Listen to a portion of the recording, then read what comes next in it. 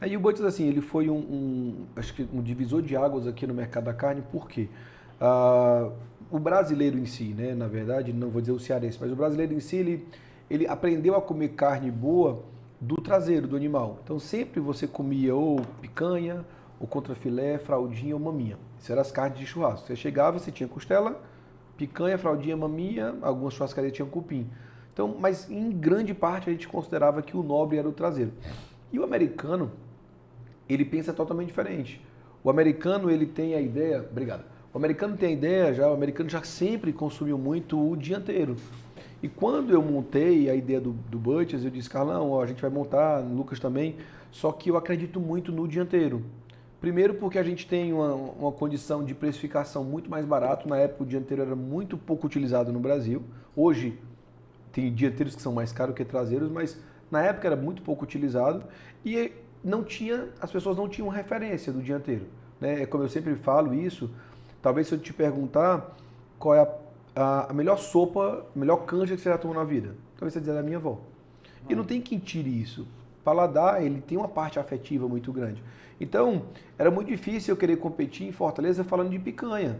Quantas picanhas não existem aqui? E eu não estou falando de bom ou de ruim, estou falando de histórico, de valor afetivo. Picanha do Augusto, picanha do Miguel, picanha do Jonas.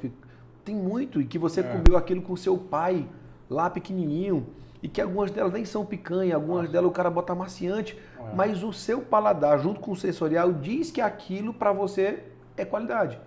E como é que eu vou te dizer que a minha picanha, por mais que a minha picanha fosse de um animal jovem, precoce, de 20 meses, só com dois dentes, a melhor picanha do mundo, mas o teu paladar não diz que aquilo é picanha. Então, o que é que eu disse? Não, vamos trazer cortes distintos que quando ele coloca na boca, ele não tem como comparar. Ele não tem que dizer o que é melhor, ele vai dizer é diferente. Não dá para ele fazer comparativos iguais. Você só compara banana com banana.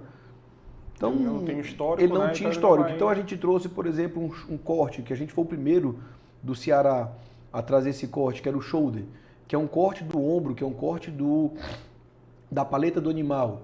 Na nossa história, a paleta, a gente só comeu na nossa infância de carne de panela, de guisado, de assado de panela, porque é um corte duro. E eu coloquei esse corte que ele é mais macio do que contrafilé, mais macio do que filé mignon.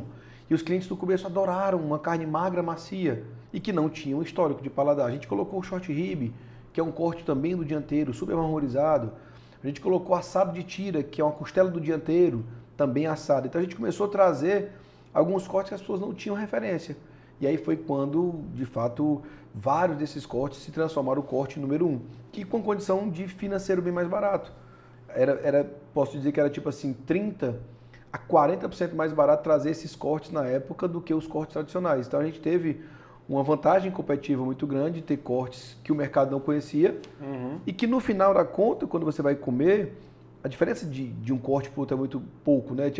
Vou comer fraldinha ou maminha, é muito parecido. Claro que a picanha sempre foi diferente, mas em geral é muito parecido o corte no estabelecimento. Então a gente tinha essa vantagem de vender talvez 40% ou 50% de cortes diferentes, que era o que a gente apresentava como diferente, que era o que vinha dos Estados Unidos, e o Butchers traz essa essência americana, não só no cardápio, mas também na cozinha, na parte de processo, no tipo de cocção que a gente usa, é muito parecido com o americano. Então a gente teve esse diferencial competitivo que ajudou muito a marca a acontecer. Não era parecido, eu não queria ter os produtos que os outros tinham. Eu também teria, mas eu queria apresentar um outro mundo que as pessoas no Ceará não conheciam da carne.